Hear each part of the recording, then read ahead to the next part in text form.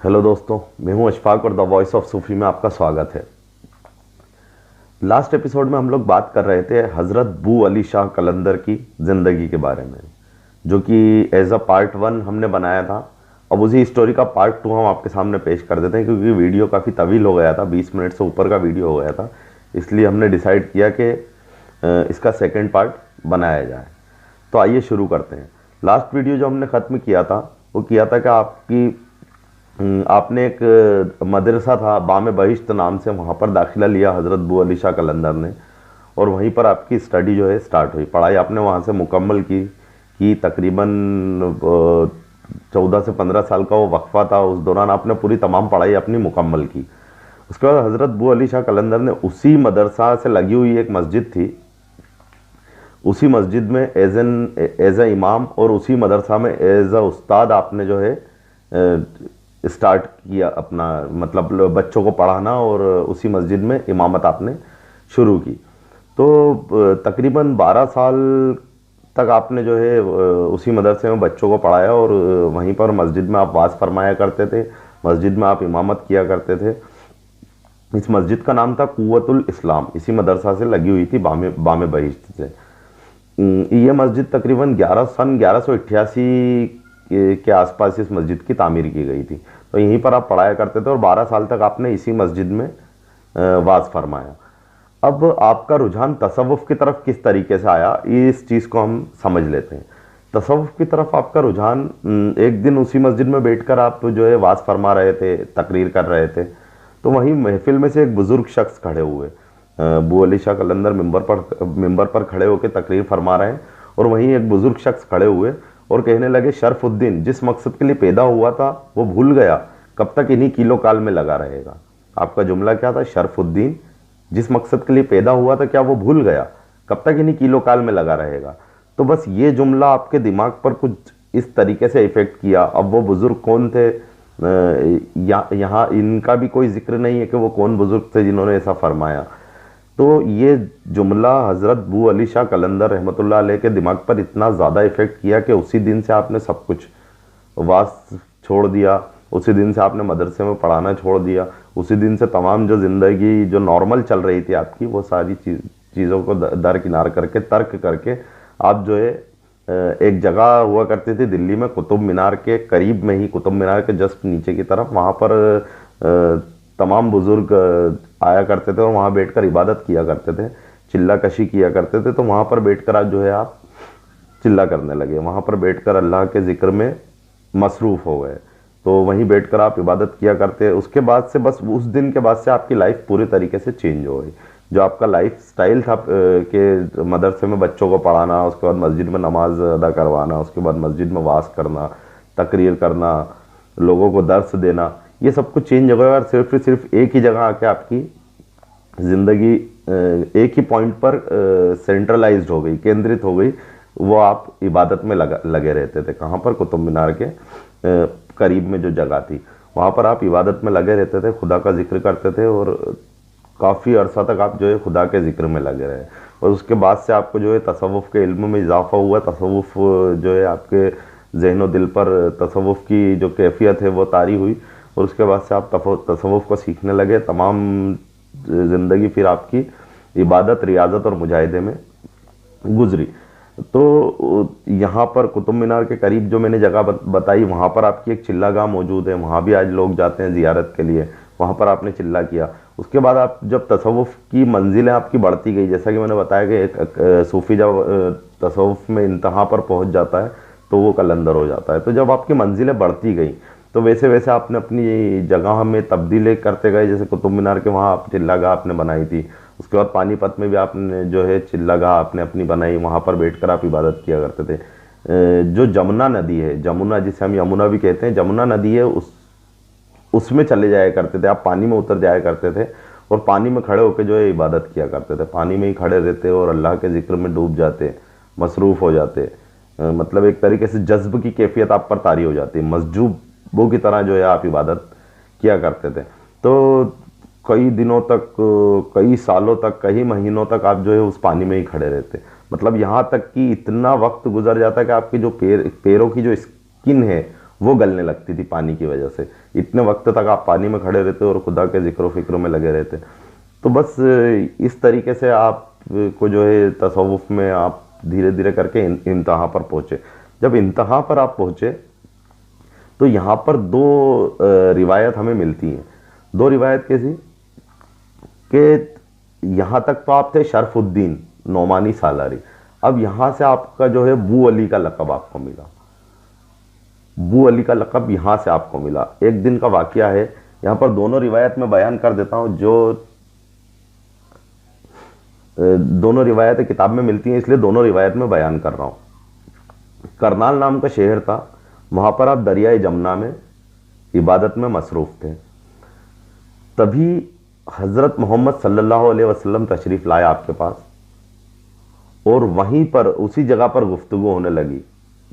और फरमाया, हज़रत मोहम्मद सल्लल्लाहु अलैहि वसल्लम ने आपसे फरमाया, तुम्हारा मुजाहिदा कबूल किया गया, बताइए आप क्या चाहते हैं। यह हज़रत मोहम्मद ने फरमाया। तो आपने अर्ज़ किया, या रसूल अल्लाह मुझे अली बना दीजिए। तो रसूल अल्लाह ने फरमाया, अली नहीं बन सकते, वो तो एक ही है, अली तो आप कोई नहीं हो सकता। तो फिर आपने अर्ज़ किया, या नबी आप फिर मुझे बू अली बना दीजिए। तो रसूल अल्लाह ने फरमाया कि हाँ, आज से तुम्हें हमने बू अली बनाया, आज से तुम्हारा जो लक़ब है वो बू अली है, आज से पूरी दुनिया तुम्हें बू अली के नाम से जानेगी। तो एक वाक़या तो ये हो गया, यहाँ से आपको बू अली का लक़ब मिला। तो आपका जो है अली वालों में आपका शुमार होने लगा, अली के ख़ास बंदों में शुमार होने लगा। दूसरा वाक़या ये मिलता है कि आप वहीं पर करनाल शहर में दरियाए जमुना नदी में चिल्ला कर रहे थे, तब आपके पैरों की स्किन जो है मैंने बयान किया कि गलने लगी थी। तो आप इस्तगराक की कैफियत में थे, जज्ब की कैफियत में थे, टोटल आपको कोई होश नहीं था। तो उस वक्त एक बुज़ुर्ग तशरीफ़ लाए और आपको उठाकर पानी से बाहर ले आए। वो बुज़ुर्ग आपको उठाकर पानी से बाहर ले आए और आपसे कहा कि तुम्हारी सारी इबादतें मुजाहिदे कबूल किए गए। सेम चीज़ जो नबी करीम ने फरमाई थी वो उन बुज़ुर्ग ने फरमाया। तो वो बुज़ुर्ग कौन थे? जब गुफ्तगू के दौरान पता चला कि वो बुज़ुर्ग मौला अली शेर खुदा थे। मौला अली शेर खुदा आपके पास खुद आए और उन्होंने आपको जो है पानी से उठाकर वो बाहर लेकर आए। तो ये वाक़या जब लोगों में मशहूर हुआ तो आपको बू अली का लक़ब जो है लोग आपको बू अली के नाम से जानने लगे। तो एक दूसरी रिवायत ये हो गई। तो इसलिए मैंने बयान किया था कि कलंदरों का जो सीधा सीधा सिलसिला मिलता है, सीधे कलंदर अगर जिनसे फैज़ लेते हैं तो वो है हज़रत मौला अली शेर खुदा। मौला अली शेर खुदा की इताअत के बिना कोई वली नहीं बन सकता, और अगर डायरेक्टली मौला अली शेर खुदा से अपने बीच में किसी भी सनद, विदाउट एनी सनद, अगर कोई शख्स सीधे मौला अली शेर खुदा से फैज़ लेता तो वो कलंदर के दर्जे पर पहुंचता है। तो यहाँ पर जब ये वाक़या पेश हुआ और जब मौला अली शेर खुदा से आपकी मुलाकात हुई, आपने मौला अली शेर खुदा ने आपको बहुत सारी चीज़ें बताई, जो भी तसव्वुफ़ के राज व नियाज होते हैं वो सारी चीज़ें आपको बताई। तब आपने ये शेर फरमाया था कि है दरीम कलंदरम मस्तम बंदे मुर्तज़ा अली हस्तम पेशवाए तमाम रिंदानम के सगे कुए शेर यज़दानम। मैं हैदरी हूँ, मैं कलंदर हूँ, मैं मौला अली का बंदा हूँ, अली मुर्तज़ा का बंदा हूँ, मैं तमाम रिंदों का पेशवा हूँ, पेशवाए तमाम रिंदानम के सगे कुए शेर यज़दानम, क्योंकि मैं मौला अली के दर का सग हूँ, इसलिए मैं तमाम रिंदों का पेशवा हूँ। तो ये शेर आपने तब फरमाया था। तो यहाँ से आपका जो है इसके बाद भी आपकी ज़िंदगी जो है रियाज़तों में लगी रही, और इसके बाद भी आपकी ज़िंदगी जो है तमाम ज़िंदगी आपने अल्लाह की इबादत में और मौला अली शेर खुदा की, नबी करीम की इताअत में आपने अपनी तमाम ज़िंदगी गुजारी। तो इस लिहाज से आपका सिलसिला जो है ओवैसिया मैंने आपको बयान कर दिया कि सिलसिला ओवैसिया होता है। उसके बाद फिर आपकी जो है पानीपत शहर में ही एक खानका तामीर हुई, वहाँ से तमाम लोगों को फैज़ मिलने लगा। तमाम दिन रात वहाँ पर जो है लोगों को खाना खिलाया जाता, लंगर तकसीम किया जाता, तमाम दिन रात लोग पढ़ने आते, लोग सीखने आते। तो इस तरीके से आपके खानका तामीर हुई। तो आपके खानका पे बहुत ही अजीम बुज़ुर्गों का भी आना जाना लगा रहता था। जैसे उस वक्त में बुज़ुर्ग हुआ करते थे हज़रत लाल शाह अब्बास कलंदर, उनसे आपकी मुलाकात जो है हुई, क्योंकि एक ही दौर के हैं आप लोग। हज़रत शम्स तुर्क पानीपती जो साबिर पाक कलीरी रहमतुल्लाह अलैह के खलीफा हैं, वो आपसे आकर मुलाकात किया करते थे। और हज़रत अमीर खुसरो से भी आपकी मुलाकात हुई। अमीर खुसरो जो है निज़ामुद्दीन औलिया अमीर खुसरो को आपके पास भेजा करते थे नजराना वगैरह लेकर या फिर ऐसे ही मिलने के लिए या फिर अपना सलाम पहुंचाने के लिए जो है अमीर खुसरो को हज़रत बू अली शाह कलंदर के पास भेजा करते थे। अमीर खुसरो बू अली शाह कलंदर के पास आया करते थे, आपकी खानका में ठहरा करते थे, और भी कई गुफ्तगू इन लोगों के आपस में होती थी। तो इन तमाम बुज़ुर्गों से आपकी मुलाकात हुई है। क्यों? क्योंकि आप तसव्वुफ़ की इंतहा पर पहुंच चुके थे। तो जब शख्स तसव्वुफ़ की इंतहा पर पहुंच जाता है तो तमाम बुज़ुर्ग आके जो है आपसे मुलाकात करते हैं। यहाँ तक कि हज़रत खिज़्र का भी बताया जाता है कि हज़रत खिज़्र भी आकर आपसे मुलाकात करते हैं जब आप तसव्वुफ़ में दाखिल होते हैं। तो एक वाक़या यहाँ पर मिलता है कि एक बार हज़रत निज़ामुद्दीन औलिया ने अमीर खुसरो को कुछ तोहफ़े देकर कुछ तोहफ़े देकर हज़रत बू अली शाह कलंदर के पास भेजा और निज़ामुद्दीन औलिया से कहा कि जब आप अमीर खुसरो को यह हिदायत दी कि जब आप उनसे मिलें तो मुकम्मल आजिज़ी का इजहार करना और अदब से रहना, ये बताया। तो ये जनरल एक बताने वाली बात है, क्योंकि ऑब्वियस सी बात है कि अमीर खुसरो ये जानते हैं कि अदब से रहना है और मुकम्मल आजिज़ी का इजहार करना, लेकिन नहीं, ये चीज़ हमें लोगों को सिखाना है कि ये चीज़ें जब आगे लोग पढ़ेंगे, जैसे अभी हम बयान कर रहे हैं, आप सुन रहे हैं, तो जब ये चीज़ आप सुनोगे कि मुकम्मल आजिज़ी का इजहार करना और अदब से रहना, जब अमीर खुसरो को ये बात बताई जा रही है तो फिर तो हम तो मतलब कहीं नहीं लग रहे हैं उनके आगे। तो ये चीज़ हमें तो फॉलो करना ही करना है। तो ये लोगों के लिए बताई जाती थी।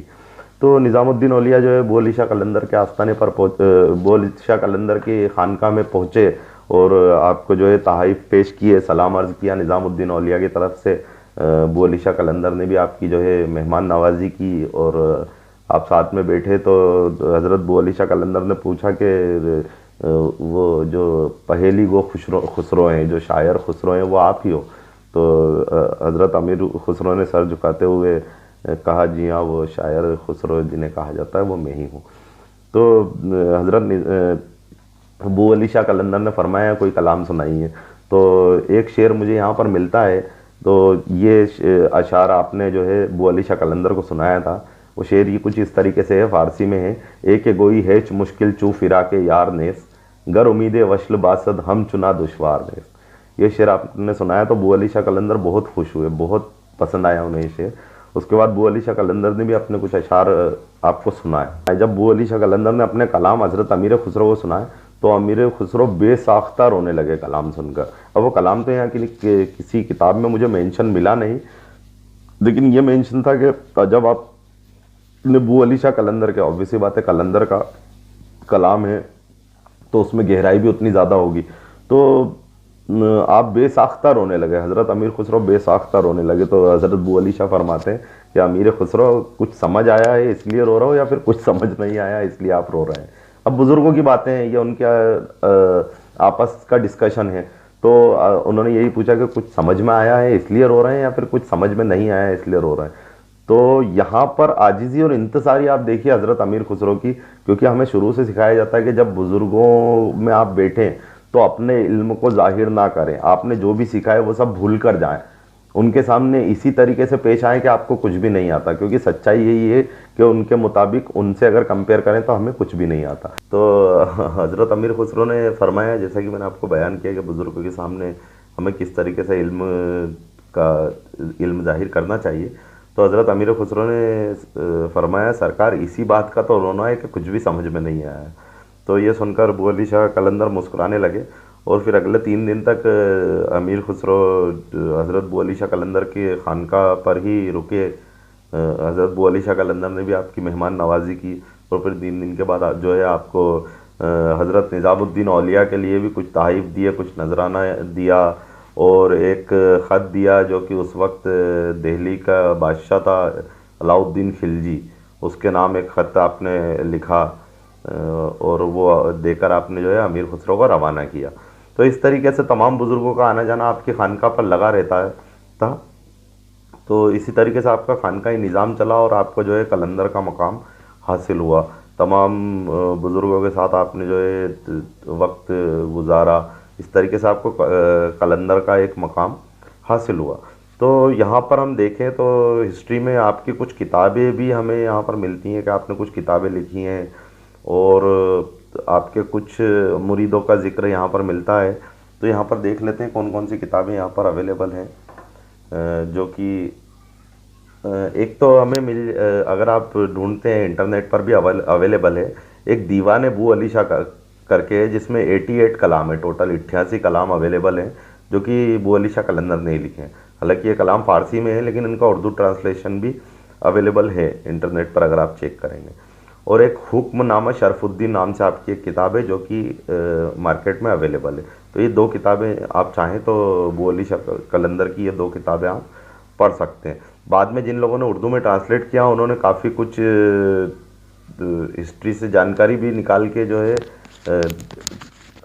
किताब में बयान की है, ताकि पढ़ने वालों को और भी जानकारी यहाँ पर मिल जाए हज़रत बू अली शाह कलंदर के बारे में। तो ये किताब पढ़ने का आपको ये फ़ायदा हो सकता है। अगर हम बात करें कि आपके जो मुरीदों में सिर्फ 2 लोगों का जिक्र यहाँ पर मिलता है, कि आपके 2 मुरीद थे जिनको आप ने कुछ ख़त भी लिखे थे, वो ख़त भी अवेलेबल हैं कुछ किताबों में। तो उन 2 मुरीदों में एक है हज़रत इख्तियारुद्दीन ख़ान मुबारक और एक है हज़रत शेख अहमद। ये 2 मुरीदों का जिक्र आपका मिलता है। तो इसी का तरीके से आपने जो है अपनी 115 साल ज़िंदगी जो है दुनियाई ज़ाहिरी ज़िंदगी थी वो गुजारी। उसके बाद आपने जो है ज़ाहिरी दुनिया से पर्दा कर लिया। आपका आस्ताना पानीपत, शहर पानीपत जो है वहाँ पर मौजूद है। आपके आस्ताने के पास ही एक जस्ट आपका मज़ार के जस्ट पास में आस्ताने के अंदर ही एक सुरंग का एक दरवाज़ा खुलता है, जो कि अब बंद हो चुका है। पहले वो सुरंग चालू रहा करती थी, और वहाँ के मुरीद ऐसा बताते हैं कि उस सुरंग का जो दूसरा गेट है वो दरियाई जमुना में जाकर मिलता है। तो हर जुमेरात को दरियाई जमुना से पानी का एक फोर्स आता था, और आपके आस्ताने पर पूरा पानी का एक फोर्स आकर और वो पानी उसकी सुरंग के रास्ते से वापस चलाया जाया करता था, जो कि अब वो सुरंग बंद हो चुकी है। आपके आस्ताने में एक कुआं भी है, जो कि बहुत ही ज़्यादा गहरा है, जिसका पानी बहुत ही ज़्यादा गहरा है। नॉर्मली कुएँ का पानी ऊपर होता है, लेकिन बहुत ज़्यादा गहरा है। तो अब वो भी कुआं जो है जाली से बंद कर दिया गया है। पहले लोग आते थे, उस कुएं के पानी को एज अ तबर्रुक लोग यूज़ किया करते थे। अब तो हालांकि बंद कर दिया गया है वो। तो अगर आप चाहें हज़रत बू अली शाह कलंदर के मज़ार की ज़ियारत करना, तो आप जो है पानीपत शहर जा सकते हैं। वहाँ पर जो है हज़रत बू अली शाह कलंदर का आस्ताना मौजूद है। हर जुमेरात को काफ़ी पब्लिक आती है, बहुत ज़्यादा भीड़ लगती है हर जुमेरात को आपके आस्ताने पर। और आपका जो उर्स मनाया जाता है वो शव्वाल में मनाया जाता है। शव्वाल का जो मंथ होता है 9, 10, 11 शव्वाल को आपका जो है उर्स मनाया जाता है। तो ये थी स्टोरी हज़रत बू अली शाह कलंदर रहमतुल्लाह अलैह की। तो अगर आप इसी तरीके से और भी बुज़ुर्गों की स्टोरी आप जानना चाहते हैं, तो आज ही हमारे चैनल को लाइक करें, शेयर करें, सब्सक्राइब करें, और अपने दोस्तों तक ये जानकारी पहुँचाएँ। जो भी तसव्वुफ़ में जिनका रुझान है, जो तसव्वुफ़ को सीखना चाहते हैं, उन लोगों तक ये सारी जानकारी आप पहुँचाएँ। तो इससे आपको भी फैज़ हासिल होगा, उन्हें भी फैज़ हासिल होगा। तो इंशाल्लाह अगर और भी आप किन्हीं बुज़ुर्ग के बारे में जानना चाहते हैं, और किस ज़्यादा वली अल्लाह की स्टोरी को जानना चाहते हैं, तो आप हमें कमेंट में बता सकते हैं। तो हम कोशिश करेंगे, अगर हमें हिस्ट्री में से कुछ मिलता है तो हम उस स्टोरी को बयान करने की कोशिश करेंगे। तो इसी के साथ आपसे अलविदा लेते हैं। आज ही हमारे चैनल को लाइक करें, शेयर करें, सब्सक्राइब करें। Thank you so much.